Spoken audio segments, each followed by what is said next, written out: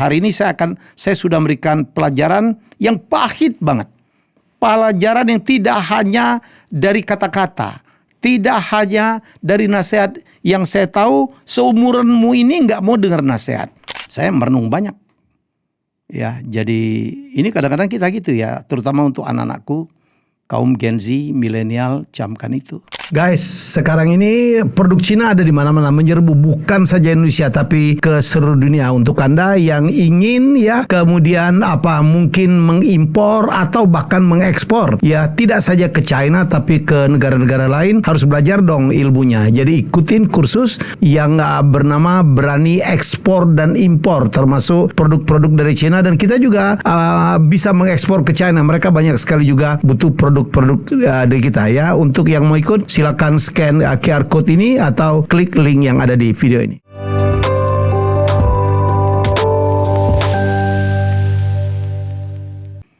Kali ini saya akan cerita tentang satu keluarga dari keluarga menengah atas lah ya.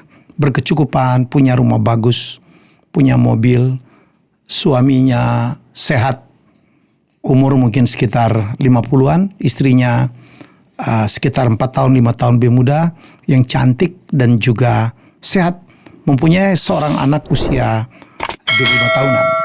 Hidup mereka bahagia sekali. Anaknya lulus dari sekolah terbaik dan kemudian masih belajar bekerja dari bapaknya, dan harmonis sekali ya.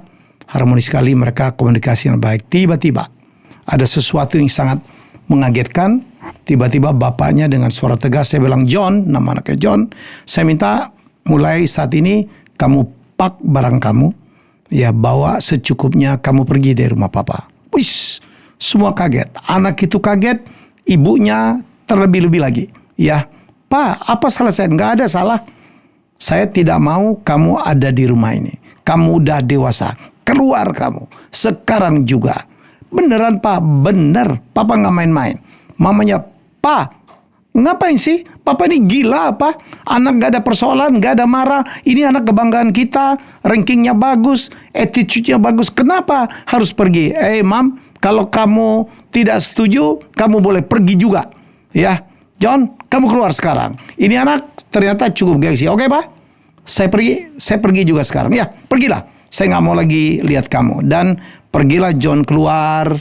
Dia berjalan bawa satu koper kecil. Peralatannya tidak banyak dibawa. Hanya berapa helai baju dan juga celana ya. Dan perlengkapan-perlengkapan sehari-hari lainnya. Kemudian dia telepon temannya Michael. Michael, apa kabar? Ya John, apa kabar? Ini teman baiknya. Teman dia pesta-pesta. Teman dia hangout. Teman dia clubbing. Teman dia macam-macam lah ya. Jadi dia bilang, apa yang terjadi? Kenapa? Gini. Saya saya punya persoalan. Ayah saya gila gitu. Tiba-tiba dia mengusir saya dan gak mau saya ada di rumahnya right away gitu. Oh sorry ya. Jadi gitu.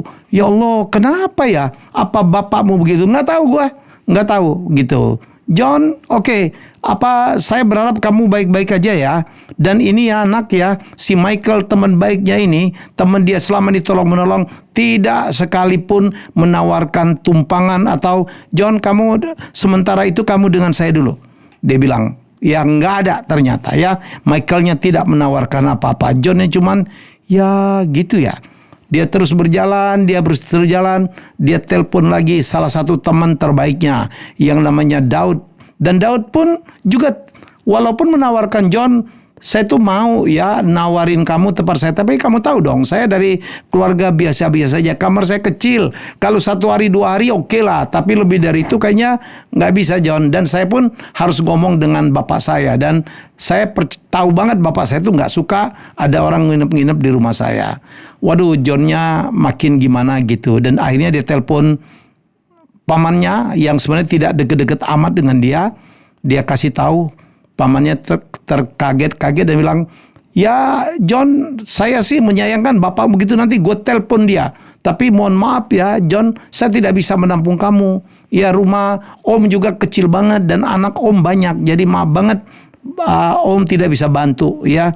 Tante juga nggak bisa bantu. Sorry John, maaf banget John. Dan apa yang terjadi ya, Johnnya akhirnya patah hati lah dia, hopeless, hampir putus asa. Dia duduk gitu di terminal ya, duduk di atas kopernya dia dan wah dia kepikir mau ngapain saya, apa yang harus saya lakukan gitu. Dia tetap duduk sampai suatu saat ternyata ada mobil dan dia tahu mobil bapaknya datang ke dia. John, kamu balik ke rumah. Wih, bapak ngapain gitu? Papa ngapain begini? Saya udah bingung, udah hampir bunuh diri. Nah, sekarang bapak jemput saya. Enggak. Kamu pulang sekarang. Mama mau nunggu. Pulang, please, pulang. Ya, akhirnya dengan cemberut gitu, John ikut pulang ke rumah. Dan begitu sampai ke rumah, ya mamanya menyambut dengan derayan air mata. Dia tahu, aduh alhamdulillah kamu selamat, ya kamu balik lagi ke rumah gitu ya. Dan apa ini papa ngapa-ngapain sih bikin drama kayak gitu. Dan bapaknya dengan tenang mengatakan, John begini ya John, ini adalah pelajaran hidup yang luar biasa ya. Jadi kamu harus tahu, hari ini saya sudah memberikan pelajaran yang pahit banget. Pelajaran yang tidak hanya dari kata-kata, tidak hanya dari nasihat yang saya tahu seumuranmu ini nggak mau dengar nasihat. Jadi saya memberikan pelajaran yang kamu alamin sendiri. Kamu begitu keluar dari rumah papa, ya kamu dulu punya teman yang kamu bela-belain. Kadang-kadang papa ngajak kamu mancing aja, kamu nggak mau karena udah komit dengan temanmu itu, dengan pacarmu itu, atau kamu memikirkan bahwa keluarga dekat pun pamanmu mau bantu. Tidak ada. Belum tentu orang itu membantu kamu. Dan kamu harus camkan sekarang. Orang-orang atau keluarga yang paling peduli dengan kamu itu tidak ada orang lain. Itu adalah bapakmu sendiri, ibumu sendiri, dan bapak ibumu. Keluargamu. Camkan itu mulai dari sekarang. Jangan pernah tergantung dengan siapapun. Dan jangan mengutamakan orang lain melebihi kepentingan atau melebihi hubunganmu dengan ayah dan ibu. Ayahmu ini hanya ayah orang laki-laki yang bangga kalau kamu lebih sukses dari dirinya. Enggak ada. Semua laki-laki lain, semua manusia lain melihat orang lain sukses pasti ada irinya. Hanya ayah dan hanya ibu yang tanpa kondisi akan menyayangimu apapun kamu. Gagal kamu berantemnya kamu, memalukannya kamu, dan dia tetap akan memaafkan, tetap akan mencintaimu. Kamu sakit pun dia yang merawat. Kamu dari kecil, dari kamu bayi, dari kamu dalam kandungan. Jadi ingat ya, tidak ada tempat yang lebih baik kecuali di rumah. Tidak ada orang yang lebih baik, laki-laki yang lebih baik untukmu daripada ayahmu. Tidak ada perempuan yang lebih baik daripada ibumu. Ya, untuk kamu nanti ingat, kalau kamu punya istri, jangan pernah kamu lebih mengutamakan istrimu dari ibumu. Istrimu tuh mendapatkanmu setelah kamu besar, setelah kamu dewasa, setelah kamu udah bisa mandiri, setelah kamu sukses. Ibumu itu adalah merawat kamu, menyayangi kamu sebelum kamu lahir, sebelum dia tahu rupamu seperti apa. Camkan itu. Wow ya. Jadi saya merenung banyak. Ya, jadi ini kadang-kadang kita gitu ya, terutama untuk anak-anakku, kaum Gen Z, milenial, camkan itu. Ya, tidak ada manusia yang lebih menyayangi kita, lebih punya tanggung jawab terhadap kita daripada ayah dan ibu. Yuk perbaiki hubungan kita dengan ayah, dengan ibu. Apalagi yang masih ada, saya sudah tidak punya kedua-duanya. Ya, tapi saya selalu mendoakan mereka. Ucapkan terima kasih. Terima kasih. Tanpa ayah, tanpa ibu, kita tidak akan pernah seperti ini. Yang punya tiba-tiba marah kepada ibu, ya Allah. Gak pantas kita marah kepada ibu. Kepada ayah juga. Ya, tolong dengarkan cerita saya ini.